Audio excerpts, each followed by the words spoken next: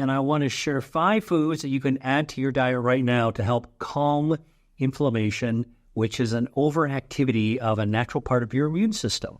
Okay, the first food is actually not one food. It's 4 different foods because they're all foods that contain vitamin C. So that's a whole category itself. Vitamin C containing foods. What are some of the examples?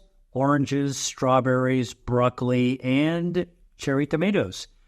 A study in Japan from the Miyagi Prefecture actually looked at 196 women who had autoimmune disease. It's a serious one called lupus, which is highly inflammatory, huge amounts of inflammation throughout the body. And what the researchers did is they actually wanted to figure out how much food they were eating that contained vitamin C, whether it's high levels or low levels, and what the correlation between vitamin C in their diet was with lupus flares. These are huge inflammatory flares. They're extremely uncomfortable. And here's what they found. They found that the women who ate the highest levels of vitamin C containing foods, all right, again, we talked about this. These are citrus, like oranges, strawberries, broccoli, cherry tomatoes, as an example, that the women who had the highest levels of vitamin C containing foods had a 74% reduction in lupus flares. That's a huge difference. Now, how much vitamin C in the food was beneficial? Well, the dose that they calculated from this research study was 154 milligrams per day of vitamin C. All right? So what does that translate into in terms of the foods? Well, I'll tell you, that's the amount of vitamin C that you would find in only 1/5 of a large orange. You know, that's probably 4 slices of that orange, or 1.5 cups of sliced strawberries, or 2 cups of raw broccoli, or 8 cups of uncooked cherry tomatoes. Now, if you gave me 8 cups of cherry tomatoes and you gave me a saucepan, I'd cook that down into less than 2 cups of tomato sauce. All right? That's not very much. Those are easy to attain levels of foods. Now, how does vitamin C work? Well, in a lot of different ways. But one of the ways that vitamin C has been shown to work in the body is that it increases your body's special kind of immune cells called T-reg cells. These are T regulator cells. T cells are special parts of your attack cells for your immune system against enemies. And T-regs actually turn down the attack cells, right? So this is the volume down switch in your immune system. And vitamin C turns that volume down, anti-inflammatory, in the context of autoimmune disease. Really helpful to know. The 5th food I'm going to tell you about is green tea. Green tea contains a catechin. All right, these are polyphenols that are called EGCG. Epigallocatechin 3 gallate, EGCG. And you know what EGCG does from green tea? It also increases those T-reg cells, the same cells that are the volume switch who turn down the volume of your inflammation, turn down the volume of the immune system. Very helpful for autoimmune disease. And in fact, in the lab, researchers have shown that the catechin, EGCG, from green tea also reduces inflammatory markers in the blood. All right, and this also is critical for reducing autoimmune diseases, and you can measure it with by looking at these inflammatory markers. In fact, a clinical study of green tea looked at 68 women who had lupus, right? This autoimmune disease packed with inflammation. What they showed is that the drinking the equivalent of 5 cups of green tea a day cuts the lupus activity down by 50%. Now, you might say, how can I drink 5 cups of green tea a day? I can tell you it's really easy.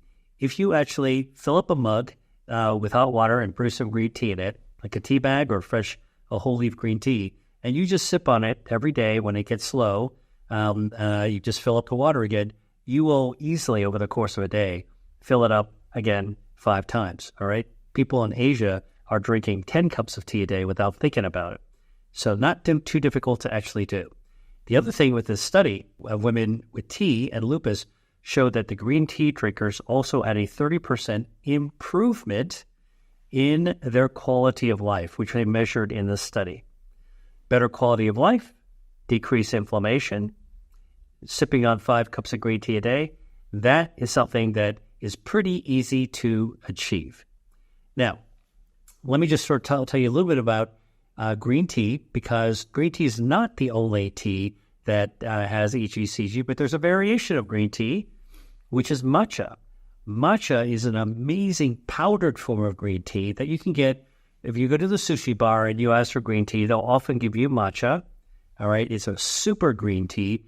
It's so concentrated that, in fact, you can't see through it. And when you sip it, you're getting this nice grassy green tea flavor. Matcha isn't just a steeped green tea. Matcha is the entire leaf of the tea plant ground into a fine powder. So it's got many more polyphenols that have much more EGCG. So think about it. You have tea leaves that are picked from the tree, maybe put into a sachet and you're steeping it. You're getting some of the EGCG out, of course. If you have whole leaf green tea, you're just, the EGCG is just dissolving out in a hot water into the tea that you're actually drinking. But guess what? You're still leaving some of the polyphenol, the EGCG, into the leaf. Different with matcha. With matcha, you're drying the leaf and powderizing the whole thing. So you get every bit of that EGCG when you're actually having matcha. The other thing that's an advantage of matcha tea is that you're getting all the dietary fiber that's found in the tea as well. When you steep a cup of tea with a tea bag or loose tea leaves, you're not eating the fiber. That's in the leaf. But when you have matcha, you are drinking all that dietary fiber as well. Dietary fiber into your gut lowers inflammation, right? Because good gut microbiome, well-fed microbiome that gets to enjoy the tea that you're drinking, actually stimulates them. And what they do is they produce short-chain fatty acids, acetate, propionate, butyrate. And these short-chain fatty acids get released by the bacteria in your bloodstream, and that lowers inflammation as well.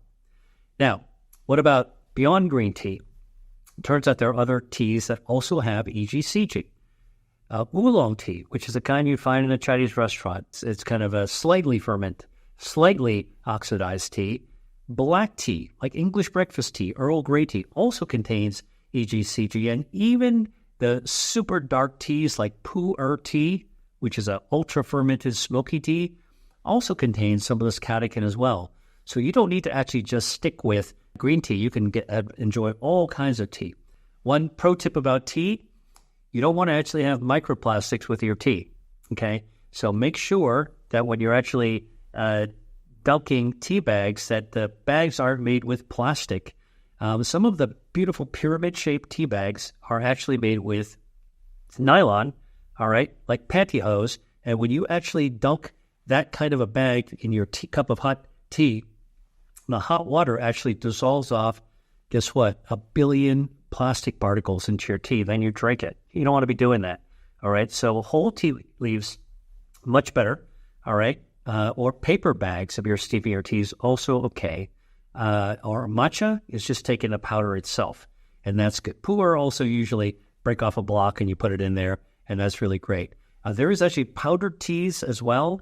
I've actually had powder teas, which is, tea that's been brewed. All the water's boiled off. They collect the powder on it, and now it's like super easy to dissolve. That's a very convenient way. No tea leaves, no tea bags, and you get all the polyphenols super concentrated in there. I would actually suggest trying that as well. So, hope you got something out of this, and thanks for watching. Hi there. If you enjoyed watching this video, I know you'll love the next one. Stay here and check it out, and I'll see you there.